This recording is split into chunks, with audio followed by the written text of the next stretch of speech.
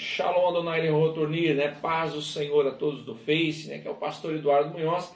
Mais uma vez, através da rede social, com o nosso estudo de Cristologia, né? Nossa igreja é a Assembleia de Deus Vida Nova, Rua Serra Dourada, 768, no bairro Periolo. O nosso grupo é o grupo GA de Vida Nova, Grupo de Estudo da Assembleia de Deus Vida Nova. E está do meu lado, né? Já estava com saudade, porque outro vídeo anterior, ela estava viajando, né? Deixou eu fazer o vídeo sozinha, né? Você viu, eu fiz o vídeo sozinho, porque ela estava lá em Porto Alegre. Então, quero deixar também saudação aí, pastor Eliana Munhoz. A paz do Senhor, irmãos. Deus abençoe. Obrigada por mais uma oportunidade. Se abrir a porta da sua internet, né, do seu YouTube, o Facebook aí, para aprender da palavra de Deus. Então, quer dizer que ficaram com saudade? Ficamos com saudade, né? Então, assim, irmãos, né? Você que quiser assistir o nosso vídeo, além do Facebook, também está no YouTube. É só digitar lá pastor Eduardo Munhoz, está todos os nossos estudos, Cristologia, que a gente está colocando pouco a pouco. Também tem os estudos profetas maiores, profetas menores e também o Pentateuco, né? É só você acessar lá o YouTube, né, onde você digita lá pastor Eduardo Munhoz ou pastora Eliana Munhoz. Ou também no Facebook, também está lá nossos vídeos lá que você pode compartilhar e curtir.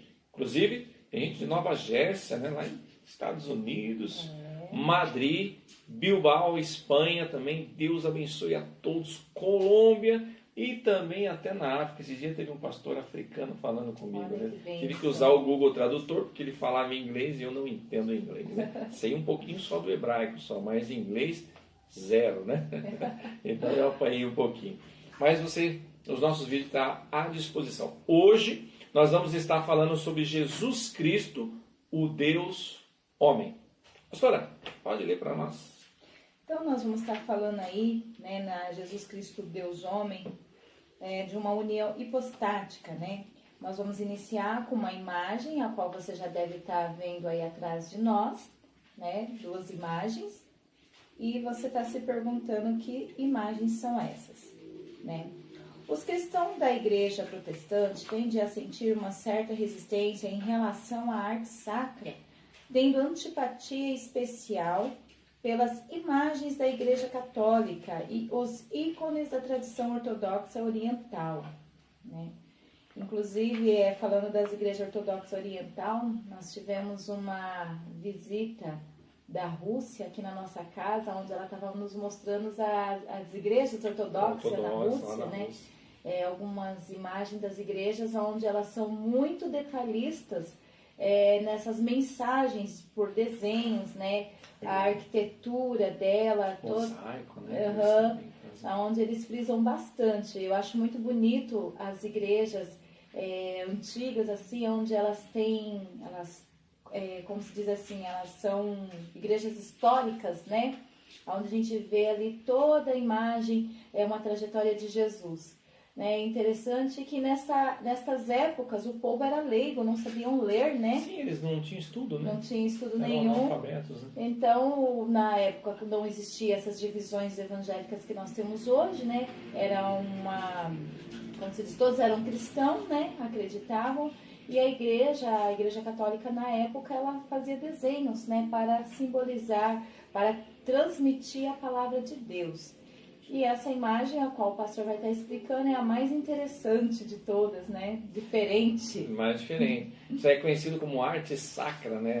Eu sei que quando eu fiz, né, catecismo, fiz ecrismo, eu lembro que tinha esses desenhos, a gente não entendia, né? Porque não era explicado, passado para nós, né? E eu vi esses desenhos e não entendia o porquê. Eu sabia que era Jesus sendo crucificado quando eu vi os mosaicos ali, né? E hoje, né, que a gente aprendeu, estudou, conheceu, a gente viu o quanto é interessante e importante esses desenhos, essas imagens que eles utilizavam. Porque, como a pastora falou, naquela época, principalmente na época feudal, né?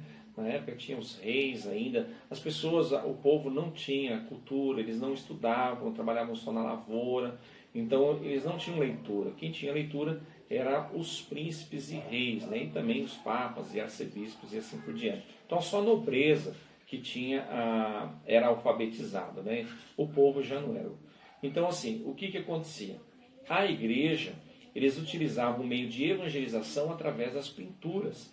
Então eles utilizavam muitas pinturas. A Via das Cruzes, que a gente vê muito na Igreja Católica, principalmente nas igrejas antigas, como a pastora falou, né?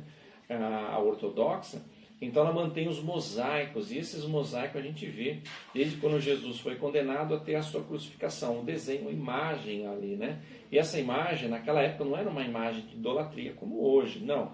Naquela época, essa imagem era uma maneira de eles evangelizar ou pregar para as pessoas através dos desenhos que eram feitos nas paredes e nos tetos da igreja, né? Isso foi feito muito, porque assim, nem todo mundo entende falando. Por exemplo, eu não sou auditivo, eu sou visual, eu tenho que ver figurinha, né, pastor? A pastora Eliana, ela faz um excelente trabalho, não é porque minha esposa não, mas faz um excelente trabalho com criança e usa muito, né? Visual, né, pastora? Sim, é onde eles absorvem mais e olhou pro desenho e já sabe da história. Agora, se pedir a história e seu desenho, ninguém sabe. Inclusive, eu vejo aqui ela fazendo um monte de bonequinho, um monte de desenho. Então, para vocês entenderem, irmãos, que nem tudo é idolatria que a gente olha, né? As pessoas tudo, isso é idolatria, isso nem tudo é idolatria. Eu vejo a minha esposa preparando, quando vai fazer os congressos de crianças, os trabalhos, ela fazendo os bonequinhos para transmitir a palavra de Deus, ou a mensagem, né? Através daqueles bonequinhos que ela faz para chamar a atenção das crianças. Porque se for eu para pregar para as crianças, eu assusto, né? Misericórdia. Eu assusto. Então, cada um com seu dom, né? Então, assim, ela já tem, né, a maneira de ela pregar através do visual. Eu mesmo, para mim, foi um sacrifício quando eu fui fazer o doutorado, pastor, porque era um livro dessa lapa aqui e não tinha uma figurinha, né? Não tinha nada. Não tinha figurinha. Ela falava assim, você não vai conseguir, tem que ler, né? E eu tive que ler, né? Li todo o livro, li, reli, porque não foi fácil para mim, irmãos, porque eu também sou visual, o negócio é figurinha, né? Então é interessante. Então esse desenho atrás que vocês estão vendo não é uma idolatria, irmãos, né? Isso tem tudo a ver com o curso de Cristologia e é uma maneira que a gente vai estar explicando para vocês, é uma arte sacra. O pintor era um pintor cristão, que ele fez, foi encontrado, na verdade, essa pintura no 6º século, no mosteiro de Santa Catarina, no Monte Sinai. Foi encontrado no mosteiro essa pintura. Essa pintura, o pintor quis trazer para as pessoas a divindade e a humanidade de Jesus, né?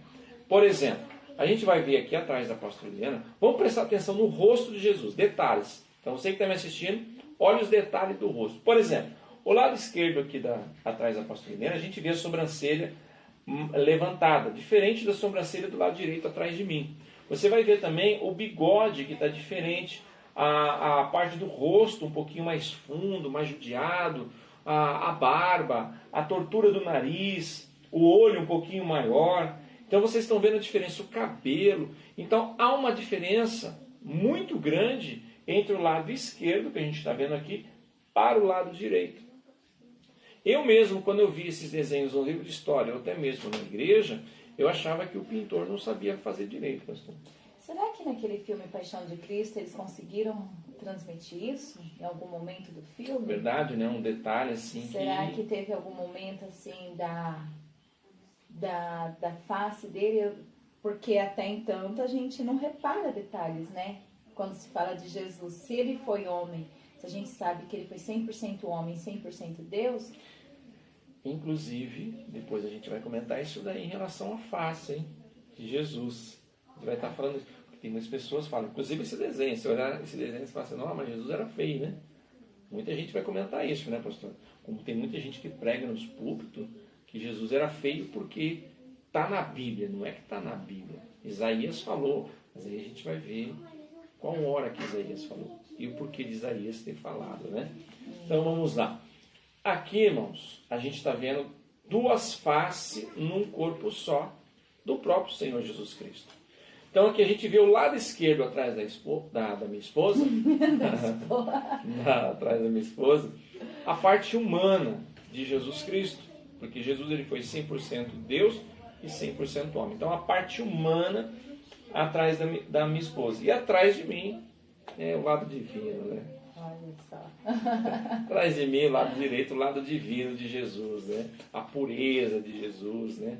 Então a gente vê que o pintor, Ele cuidou dos detalhes, meus irmãos. A gente olha um desenho, uma imagem, a gente nem repara numa mensagem subliminar, uma mensagem tão interessante, uma mensagem tão bonita que o pintor trouxe nesta arte aqui, naquela época, para evangelizar para as pessoas, mostrando o lado humano de Jesus e o lado Deus de Jesus. Então, quando você for olhar agora para essa foto, você vai ver que tem duas faces num corpo só.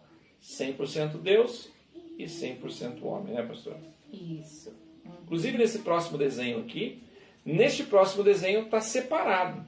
Vocês podem ver que está um lado Jesus por inteiro, ele está segurando a Bíblia do Brit Hadashah, né, do Novo Testamento, com a mão direita abençoando, porque sempre a mão direita abençoando, e a esquerda justiça. Então, o Brit Hadashah segurado com a mão esquerda, justiça, a palavra de Deus, né? E a mão direita abençoando o povo. Então a gente vê, separamos a imagem, né? Então aqui do lado agora a gente vê um Jesus por inteiro, como homem, segurando o Brit Hadashah e abençoando o povo. E do lado direito, a parte divina de Jesus, sem o Brit Hadashah, somente com a mão direita e a esquerda aberta. Ou seja, ele está falando que ele é Deus, ele tem o poder de abençoar e ele tem o poder de julgar, porque ele é a nossa justiça. Interessante, né? Muito. Muito interessante. Então vamos lá para nós ver o segundo tópico que fala humano e divino, o paradoxo das duas naturezas de Deus.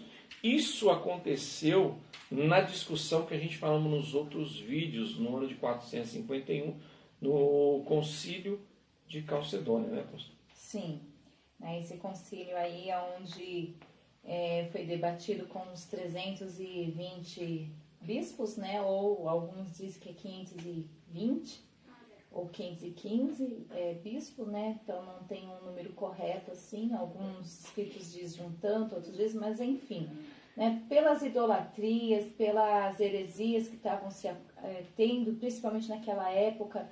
Pelo que a gente entende, o misticismo era muito forte, né? Sim. Era um domínio maior, místico, né? Era um poder místico. Até é engraçado a gente falar isso, né? Parece uma coisa de filme. Coisa de bruxo. Coisa de bruxo, coisa assim, mas é real, irmãos. Antigamente, nessa década aí do ano 451, o misticismo era muito forte, a astrologia era muito forte, aonde não estava batendo com aquilo que a igreja em si retratava a Cristo, né? E a impossibilidade na qual, como que pode Deus ser homem, Deus ser Deus, né? E aí eles chegaram nesse conceito aí no concílio de Calcedônia, um dos mais importantes, tem um destaque muito importante, até mais do que o de Trento, né? Sim. Que a gente vê que na história é bem comentado esse concílio. Eu acredito por ter sido de todo, né, o continente, assim, porque teve até uma divisão do Ocidente por Oriente para a discussão desse concílio. Mas é muito interessante, assim, aquela época lá, né? Inclusive, a pedra no sapato deles lá, que eles brigavam muito, por isso que eles faziam esses concílios, que eram reuniões, né? Em relação ao ariano, né? Ariano. O conceito ariano foi onde ele bateu muito, deu muita canseira para eles, que depois Sim. a própria igreja ela acabou se dividindo, né? Sim, Dividindo em relação a isso. Anastácio, né? O arcebispo Anastácio de Alexandria, ele era o 20º arcebispo. Isso. Ele viveu do ano de 296 a 373, irmãos. Ele era o 20º arcebispo, né? Atanásio de Alexandria. E ele, arrumou uma encrenca com o conceito ariano. Né? Ele foi autor da obra da Encarnação do Verbo, né? E aonde ele ali está destacando sobre Deus se fez carne, né? O Verbo se fez carne e tudo mais, né? Onde o arianismo não crê na Trindade, né? Não. Ele não acredita. Para ele, Jesus foi um profeta importante, mas não pode ter sido Deus, né? Interessante, isso aí foi por longo tempo, hein? Sim, até hoje existe, né? Essa religião, arianismo. Até hoje. O próprio Hitler, né? Como nós comentamos nos vídeos anteriores, o próprio Hitler, ele tinha esse conceito ariano. Isso daí foi discutido no concílio de Nicéia, não de Calcedônia, né? Esse de Atanásio de Alexandria, até quem estava presente ali era o imperador Constantino I, né? Então foi bem ali essa reunião que eles fizeram com os arcebispos. Ele era o 20º arcebispo, porque ele estava batendo de frente com o conceito ariano, né? Então ele estava querendo provar neste concílio que Jesus ele foi 100% Deus e foi 100% homem. Eles batiam muito no livro de João 1:1, né? Sim. Do verbo que se fez carne. Sim. Tem até um trecho da obra de Atanásio de Alexandria. Um bom mestre se interessa pelos alunos, procura descer com ensinamentos mais simples ao que não entendem as lições mais difíceis.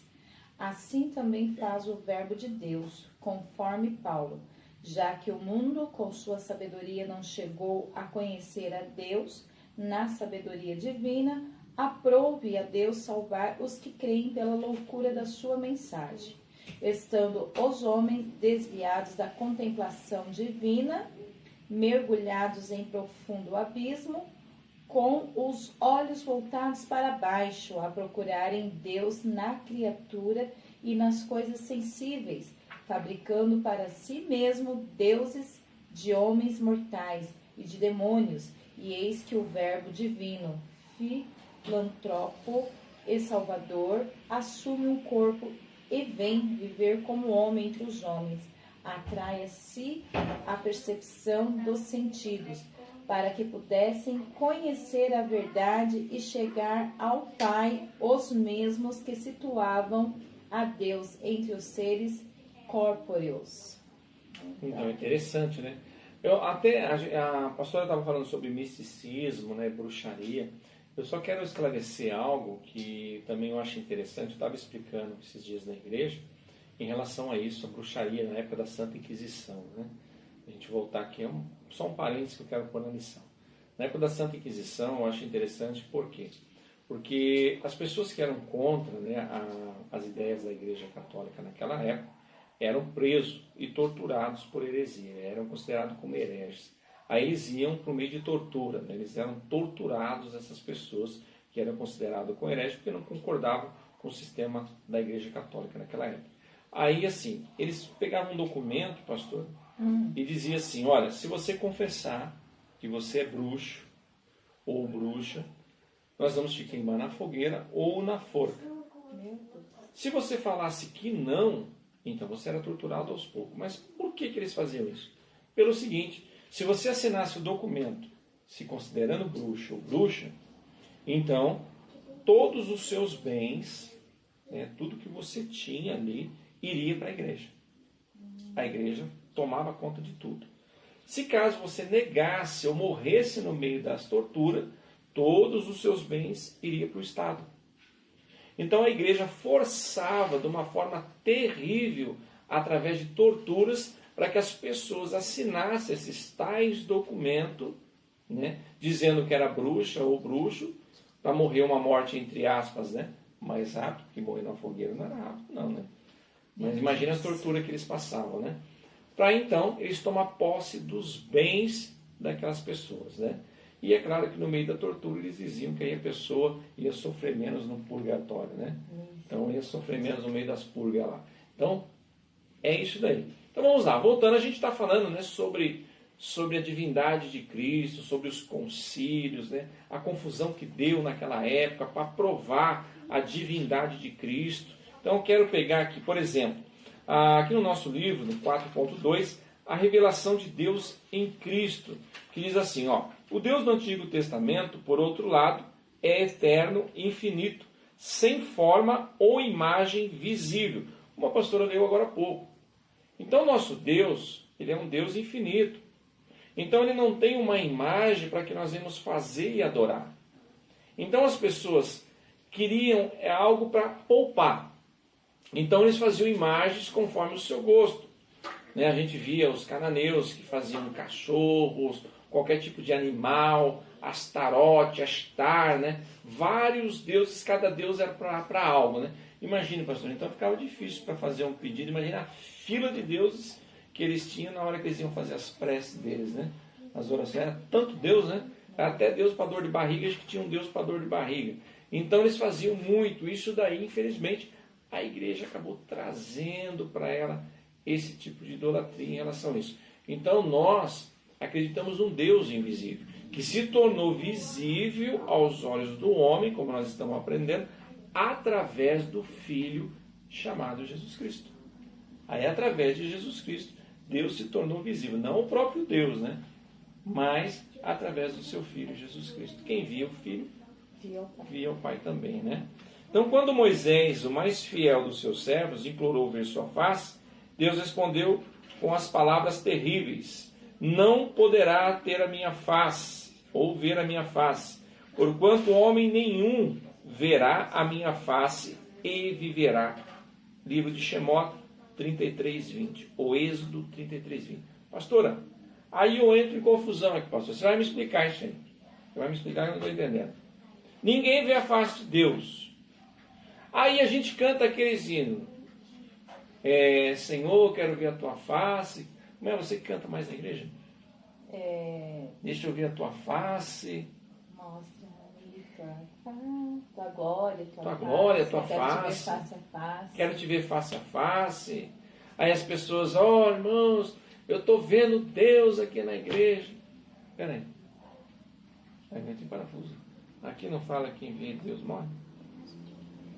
Eu acredito que a pessoa está fazendo uma simbologia, né? Mas aí de sentimento. Uma simbologia. Aí nós temos que tomar cuidado, né? Mas então, agora explica como que nós devemos, né, irmãos? Agora, por exemplo... Pra gente, como que você vai dizer, então, ali, você está sentindo a graça do Senhor, o que você vai falar? Agora, por exemplo, eu cantar o hino da a face adorada de Jesus virei, com a greia amada no céu estarei. Então, quer dizer, ali eu estou cantando um hino que eu quero ver a face de Jesus quando eu estarei no céu, porque aqui não tem como. Até tem um paradoxo que a gente estava falando estranho, que as pessoas têm dúvida em relação a Jesus, naquela parte do Monte da Transfiguração, né? A gente vê que quem estava com Jesus, Pedro, Tiago e João, né? Então eles estavam com Jesus naquele momento que Jesus se transfigurou. Aí as pessoas dizem que Jesus mostrou a sua glória para eles. Aí eles viram Moisés e Elias. Mas, pastora, nós vemos aqui que ninguém vê a face do Senhor. Se você ler Apocalipse, capítulo 1, pastora, do versículo 13 a seguir, ou pega do capítulo 1, versículo 1 até o 17, você vai ler que João ele começa a relatar Jesus, que ele vê seus cabelos brancos como a neve. Não que o cabelo dele era branco. É por causa que a coroa que ele estava usando tinha muitos diademas. Imagine as pedras preciosas lá do céu, diferente daqui. Então tinha muitos diademas. Então o brilho era tanto, a luz era tão grande que ele olhava e via aquela luz, aquele brilho, que deu a entender que o cabelo era branco, mas era luz. Os seus olhos eram como chama de fogo, né? Que tinha fogo nos olhos. Mas eu acho que o olhar penetrante de Jesus, né? E quando Jesus olhava, ele via dentro da alma da pessoa, né? Suas vestes. Aí fala dos pés. Era como latão reluzente. Aí ele fala que caiu como morto. E ele morreu. João morreu. Quando ele viu os pés de Jesus, que era a santidade, ele morreu. Jesus tocou nele, arrebatou ele até o terceiro céu, onde ele teve aquela revelação, depois ele voltou.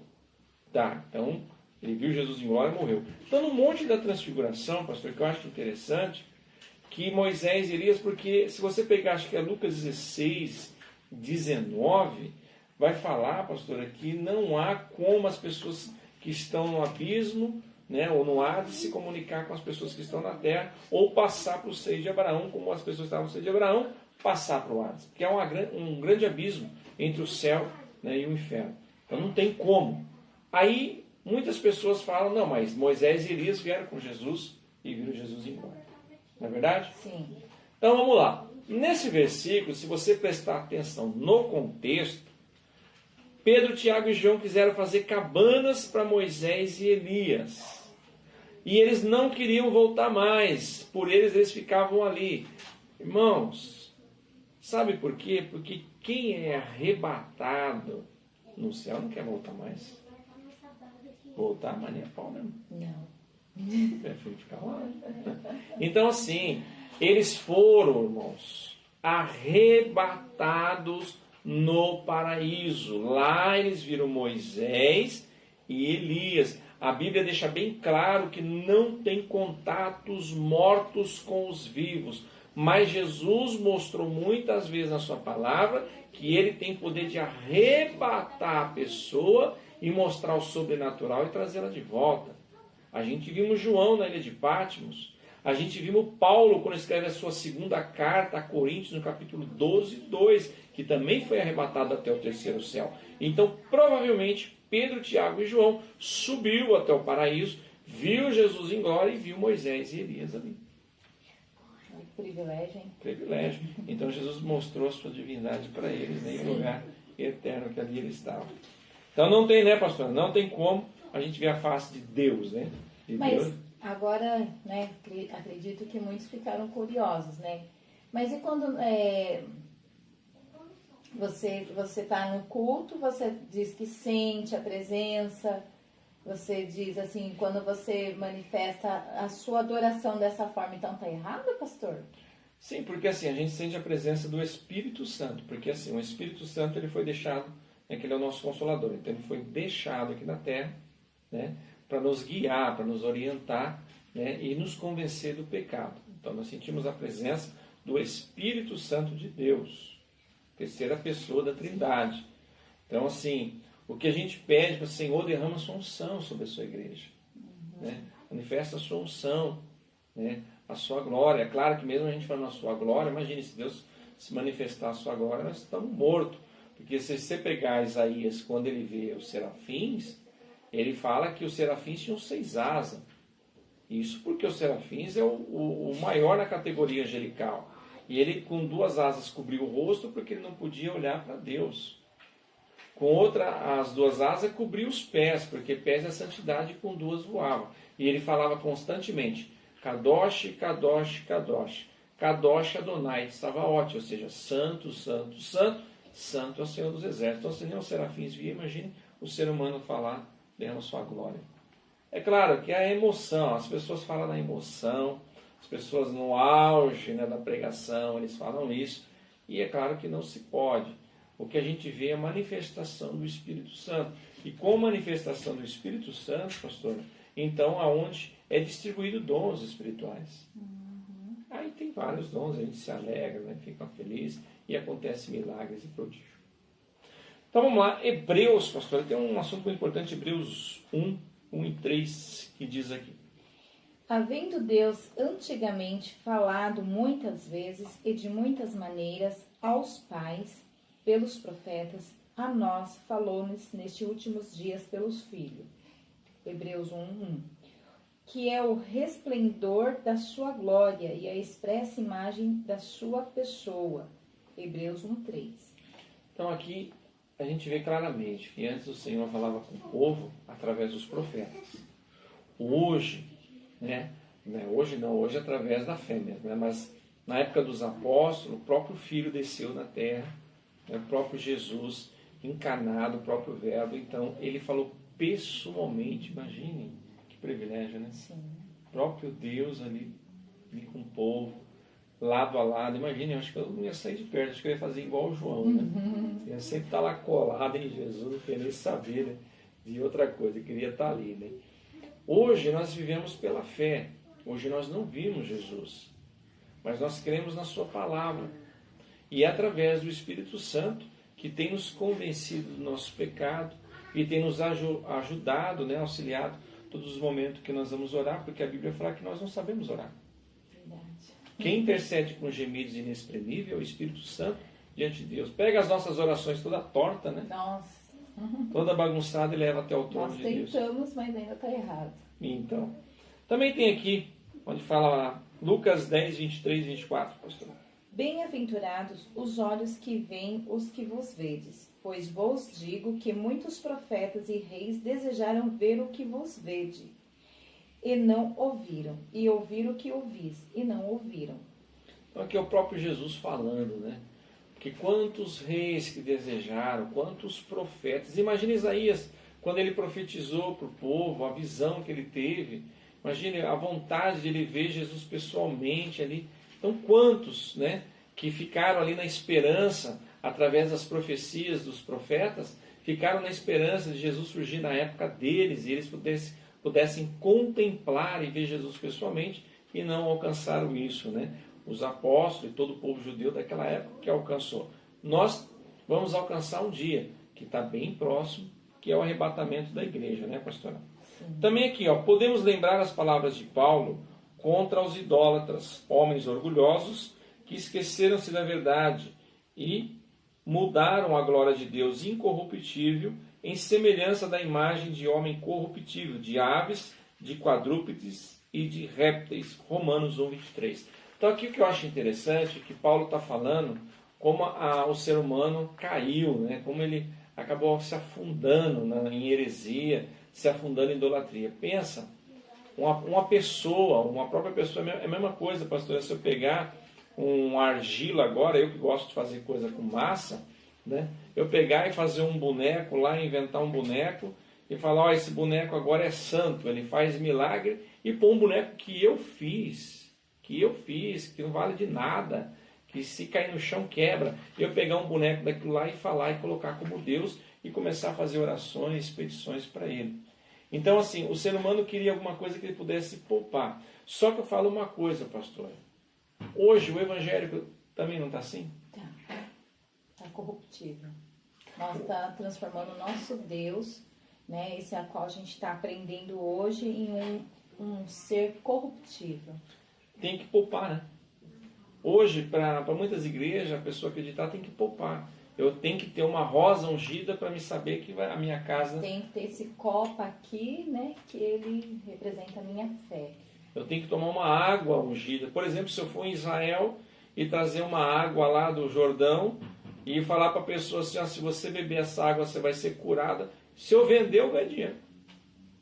Se eu pegar lá essa xícara de, como a pastora falou, de água, falar, meus irmãos, essa água eu peguei do Rio Jordão, R$100. Se você beber, você vai ser curado. A pessoa vai, porque ela pode poupar, e eu trouxe do Rio Jordão. Agora, se eu falar assim, olha, hoje eu estou sentindo, através do Espírito Santo, que ele vai curar nessa noite e fazer milagre. Vem aqui que eu vou orar por você. Essa pessoa não vai. Não. Aí eu não sou pregador. Você aí revelou? Aí a minha igreja não é boa. Você não revelou? E a minha igreja não é boa. Então vocês entenderam, irmãos? Hoje, a igreja evangélica se tornou igual ao que eles costumam falar. Precisa poupar para ter fé. Precisa pegar em algo para ter fé. Se eu falar que a caneta é ungida, você vai pagar o que for naquela caneta, porque eu falei que é ungida. Nem que você esteja a caneta lá, ou marquinha. Eu já vi pastores vendendo arquinha da aliança por R$50. Pregadores. Não, se você deixar a arquinha e colocar um pedido dentro daquela arquinha e pôr lá na sua estante, Deus vai te abençoar. Irmãos, eu não preciso de arquinha. Não precisa deixar a Bíblia aberta no Salmo 91. Não preciso. Eu acredito nas promessas de Deus na minha vida. Eu sei que se eu dobrar meu joelho, o Senhor pode responder as minhas orações. E se eu tiver a vida no altar, Deus vai me abençoar. Mas as pessoas têm que poupar, pastor. Então, não diferencie isso do que Paulo falou. O que é triste também, né, aproveitando esse paralelo do seu comentário, as formas que as pessoas estão idealizando a manifestação de Deus, né? Irmãos, vigiem, irmãos. Né? Vigiem na forma que querem conduzir, dizendo que é a presença de Deus, né? Esses dias aí a gente assistindo um vídeo na qual viralizou no Facebook, jogando um balde de água em cima das pessoas para dizer que está recebendo a unção. O sangue de Jesus tem poder, irmãos. Naquela época, a igreja combateu o misticismo. E hoje voltou novamente. Eu quero dizer assim, irmãos, que o mundo tem que se enquadrar conosco, mas hoje a igreja, ela está se enquadrando com o mundo. Eu ouvi uma certa feita do meu pastor, há muitos anos atrás, é uma história que devem muitos conhecerem, né? Que tinham os demônios que iam atormentar uma igreja. Aí vinham uns com a perna toda machucada e tal, porque era uma igreja de oração. Aí certa feita eles se encontraram e conversando ali, e falou, mas olha aqui, eu tô até magrinho, tô até sequinho, machucado e tal, e você tá gordo aí? Você não, naquela igreja lá, o que acontece? Aí ele respondeu, eu vou fazer o quê? Eu não preciso me esforçar, eles já fazem tudo o que eu quero. Ele falou assim, ó, eu tenho minha rede em cima do altar lá, eu deito, e eu não preciso nem me esforçar, porque eles já trazem as coisas do mundo para dentro da igreja. Olha a história se repetindo aí novamente. Olha a história aí. A gente está falando sobre cristologia, a gente está falando da trindade de Cristo. Hoje as pessoas não creem mais no nome do Pai, não creem mais no nome de Jesus Cristo e não creem no nome do Espírito Santo. Hoje as pessoas, elas só querem a revelação da palavra. Não quer compromisso, né, pastor? Não. Eu falo que se torna igual um espiritismo, né? A parte de mesa branca. Eu vou lá me consultar, depois eu vou voltar a ter minha vida. Vou continuar bebendo, prostituindo, adulterando, fornicando, fazendo tudo que não presta. Aí o senhor falando isso, pastor, me lembra a passagem quando aquele jovem rico chegou para Jesus e disse assim, Senhor, o que eu tenho que fazer para me ficar mais próximo de você? O que Jesus disse para ele? Vai e vende tudo e segue-me. E aí? É difícil, né, irmãos, abrir mão, né? Doeu nele, né? É difícil abrir mão. É difícil nós abrirmos mão de coisas que está nos prendendo. É difícil nós abrir mão daquilo que nos massageia o ego. Mas a palavra do Senhor aqui está sendo ensinada, irmãos. É de uma forma assim, estudiosa, mas eu tenho certeza que o Espírito Santo de Deus vai trazer uma reflexão na sua vida, aonde você vai começar a falar, não, Senhor, isso daqui está errado, eu estou aprendendo a sua palavra. Se há décadas e décadas e décadas a igreja ela brigou, ela lutou para provar que Jesus Cristo, que Deus e que o Espírito Santo é uma única pessoa, nos nossos tempos de hoje a gente quer desmembrar tudo isso daí, quer tirar esse conceito a qual nós acreditamos. Amém, irmãos? Amém. Então eu deixo a minha reflexão aí para vocês. Isso nós vai longe falar. É muito gostoso. Sobre a própria idolatria e o misticismo dentro da igreja evangélica. Dentro da igreja. Da igreja evangélica. Mas eu não vou entrar nesse assunto agora, né? Posso só falar mais uma coisa pode, que eu pastor. fiquei escandalizada, irmãos? Eu acho que isso vai dar polêmica, hein, pastor? Mas eu vou falar. Nós somos bem sábios, né, irmãos? Irmãos, eu li o pastor estava lendo na reportagem que no Rio de Janeiro vai ter o bloco evangélico. Meu Deus, é verdade, irmãos. Bloco evangélico de carnaval. O sangue de Jesus tem poder, irmãos. Nós somos sal da terra. Nós somos luz do mundo.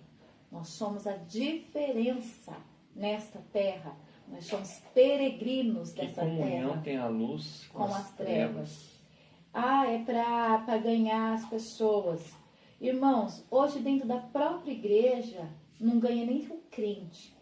Quanto mais quer enganar Satanás dizendo que vai ganhar alguém lá fora. Não se iluda com isso, irmãos. Não se iluda. Não se iluda dizendo que você está pregando o evangelho. Hoje tem cantores circulares deixando a música circular e gravando músicas gospel. Não são cristãos. Hoje tem até o arraial de Cristo. O sangue de Jesus. É o arraial de Cristo. Mas, irmãos, é sal da terra. Diferença do mundo. Não deixa o demônio montar a rede dele em cima do seu altar aí e ofuscar sua mente dizendo que está tudo sob controle. Sob controle de quem? De Deus ou do inimigo? Verdade. Agora vamos lá. É muito bom falar disso. Jesus é o segundo Adão. Isso aí que eu quero explicar, hein? Jesus é o segundo Adão. Salmo 14, 2, 3 diz assim, ó. O Senhor olhou desde os céus para os filhos dos homens para ver se havia algum que tivesse entendimento e buscasse a Deus. Desviaram-se todos e juntamente se fizeram imundos. Não há quem faça o bem, não há sequer um. E olha que tinha os profetas naquela época, né? Então aqui, Jesus foi o primeiro ser humano após Adão e Eva a nascer sem pecado. Tá, é este ponto, irmãos, que eu gostaria de falar com vocês, que nós comentamos no início do vídeo, Muitas pessoas, né, que nem quando a gente está vendo a imagem, falam, mas Jesus era feio, porque está na Bíblia que ele não tinha formosura, pastor. Tá, eu penso assim, se eu estiver errado, você me corrige, pastor. Eu corrijo o pastor. Se eu falar que está na Bíblia, então eu vou encontrar em vários lugares da Bíblia, em vários livros, a determinada frase que eu falar. Porque está na Bíblia, então ela tem que abranger em tudo, não é isso? Sim. Então é errado eu falar assim, ó, mas fala na Bíblia que Jesus não tinha formosura. Não. Isaías, ele profetizou no seu capítulo 53 que Jesus, ele é como se fosse raiz em uma terra seca, que não havia formosura alguma para que o desejássemos, né? Ele era um homem de dores, homem experimentado do trabalho, né? Aonde as pessoas viravam o rosto. E aí ele vai relatando Jesus. Mas, pastora, quando Isaías, no capítulo 53, ele relata isso, é uma visão que ele tem de Jesus de quando foi preso pelos soldados ali, até o momento da crucificação. Quando eles puseram a mão em Jesus, eles foram batendo em Jesus até a crucificação, irmãos. Isaías descreveu o sofrimento de Jesus. Isaías viu Jesus com o corpo flagelado, com o corpo machucado, transfigurado. Por isso que ele viu o homem de dor, o homem experimentado do trabalho, um homem machucado, um homem, judiado do que estava acontecendo ali. Então as pessoas pegam essa passagem de Isaías e falam que Jesus era feio. Mas peraí, aí nós vamos na palavra. Lá em Gênesis, pastora, o Senhor fala assim, façamos o homem a nossa imagem e a nossa semelhança, certo? Deus ia fazer a criatura mais bonita do que ele? Se é a semelhança, né? Não tem como, né? O próprio versículo falou. A imagem e semelhança. A nossa imagem e a nossa semelhança. Ou seja, Deus fez o homem como se fosse o seu espelho. O reflexo que ele olhou no espelho, ele fez o homem. O homem é a sua imagem. Porque o homem foi criado para não pecar, sem pecado. O homem foi criado para ser eterno, não foi criado para morrer. Só que depois que o homem caiu, que ele pecou, aí dos seus filhos em diante, até os nossos dias, foi tendo mudanças no ser humano. Então a visão, até o próprio Paulo falou que a visão que ele tinha do homem comparando com Deus, era como o reflexo de um bronze polido. Por quê? Eles não tinham espelho naquela época, pastor. Então eles poliam os escudos de bronze ou peças de bronze e faziam como espelho. Então via uma imagem retorcida. Eles iam lá para se arrumar tudo, mas não era uma imagem perfeita, era uma imagem retorcida. Embaçada. Uma imagem embaçada. Então ele fez essa comparação de nós com Deus após o pecado. Então, peraí, se Adão era a imagem e a semelhança de Deus, imaginem, tanto ele como Eva, a beleza que os dois tinham. Tanto Adão e Eva, a beleza era incomum, imagine. Era uma beleza incomum. Aí é que fala que Jesus é o segundo Adão em tudo. Porque Jesus não nasceu no relacionamento de José e Maria. Jesus nasceu através do Espírito Santo. Então ele foi concedido sem pecado, pastor. Então, com certeza que a aparência de Jesus era uma aparência diferente. Era uma aparência bela, era uma aparência bonita também. Sim. Não acabada como nós. Era bonita. Por isso que ele era o segundo Adão em todos os aspectos. E a diferença é que ele não pecou, né? Continua com aquela imagem. Continua com aquela feição bonita que nós vamos ver no dia do arrebatamento. Então, a gente vê quantas pessoas pregam equivocados, né? Sim. Sem entendimento. Lê para mim aqui, pastora. Portanto, da mesma forma como o pecado entrou no mundo por um homem, e pelo pecado a morte, assim também. A morte veio a todos os homens, porque todos pecaram. Entretanto, não há comparação entre a dádiva e a transgressão.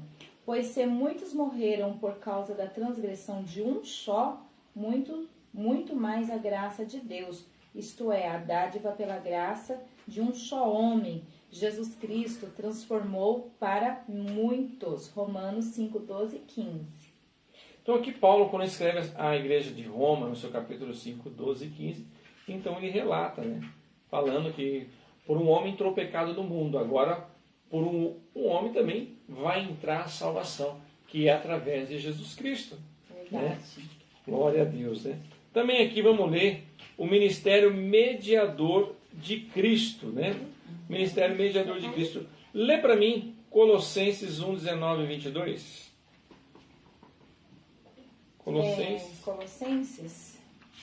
Colossenses 1, 19 a 22.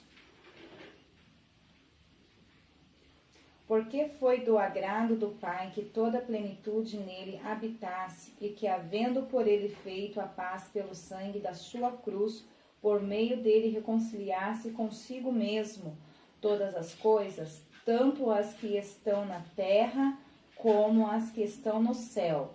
A vós também, que noutro tempo éreis estranhos e inimigos no entendimento pela vossa obras, mas agora contudo vos conciliou no corpo da sua carne pela morte, para perante eles vos apresentar santos, irrepreensíveis e inculpáveis. Amém. E também gostaria, pastor, que você lesse para mim aqui João 15, capítulo 15, versículo 12 a 15. O meu mandamento é este, que vos ameis uns aos outros, assim como eu vos amei. Ninguém tem maior amor do que este, de dar a alguém a sua vida pelos seus amigos. Vós sereis meus amigos e fizerdes o que eu vos mando. Já vos não chamareis servos, porque o servo não sabe o que faz o seu senhor, mas tenho-vos chamado amigos, porque tudo quanto ouvi de meu Pai vos tenho feito conhecer. Não está vendo? O maior mandamento é o amor. Esse é o maior mandamento que tem. Então, assim, eu não posso, eu sempre falo na igreja, eu sou pastor da igreja, mas eu não posso botar ninguém para fora da igreja. A gente põe, tem a disciplina? Tem, mas eu não posso excluir pessoas da igreja. Isso não é do meu patamar. O que tem o poder de julgar as pessoas, quem vai para o céu, quem vai para o inferno, quem tem o direito de ficar na igreja, quem tem que sair, é Jesus, não sou eu. Né, pastor? E tem muitas igrejas que excluem pessoas e excluem por motivos banais, né? Eu tenho um método de utilizar na nossa igreja, que é, claro, a igreja de Deus, né, de Cristo, onde o Senhor colocou nós para tomar conta, da seguinte forma, irmãos. A disciplina, por exemplo, se eu pegar uma pessoa que errou, claro, pela palavra de Deus me dá o direito de dar uma disciplina, não botar para fora, disciplina. Eu não posso determinar para a pessoa, falar assim, olha, você vai ficar 6 meses de banco, ou 3 meses de banco, e depois você volta em comunhão. Você conhece o coração da pessoa, pastor? Só Deus. Eu também não. Coração do homem, terra de Deus. Terra desconhecida, né? Por quê? Porque assim, irmãos, de repente a pessoa está 3 meses lá na igreja, mas o coração cheio de ódio, de rancor, às vezes está fazendo as coisas escondidas e você não sabe, mas você está vendo lá a pessoa, 3 meses lá na igreja, indo certinho, a fio, né? Mas está fornicando escondido, adulterando, bebendo escondido, fazendo tudo escondido e com ódio no coração. Deu os 3 meses, fulano, agora você vai voltar em comunhão porque você ficou firme na igreja, mas a vida está torta. Agora eu não, eu falo assim, olha, você vai ficar em disciplina até a hora que eu ver Deus falar com você. Por quê? Porque é o seguinte, às vezes a pessoa pecou e ela chega em casa, ela entra no seu quarto, começa a chorar e fala, Senhor, me perdoa, eu errei, eu não devia ter feito isso, eu te amo, Jesus, me ajuda. E conforme ela vai se declarando, o Senhor perdoa, porque o Senhor é rico em misericórdia, o amor dele, como nós lemos aqui, é um amor ágape, um amor incondicional. E no outro dia Jesus pode falar tanto com o pastor, comigo, pode falar com alguém usando um profeta e falando que o recebeu de volta. E no outro dia vou estar em comunhão. Então, o amor, a gente tem que entender esse amor de Cristo. Eu sempre falo, irmãos, cada caso que você tomar em relação à decisão na igreja, pense o que Jesus pensaria se fosse você. Eu penso assim, o que Jesus faria? Às vezes a pessoa, pastor, você é muito bobo e tal. Eu falo, não, irmãos, o que Jesus faria nessa situação? Responde para mim. Aí eles falam, então eu não posso fazer. Se Jesus faria isso, por que eu vou fazer o contrário? né? Então vamos lá. O único intercessor entre Deus e homem. Aqui diz lá em 1 Timóteo 2,5, pastora. 1 Timóteo 2,5, porque há um só Deus, também acho que no comecinho do seu livro. É isso.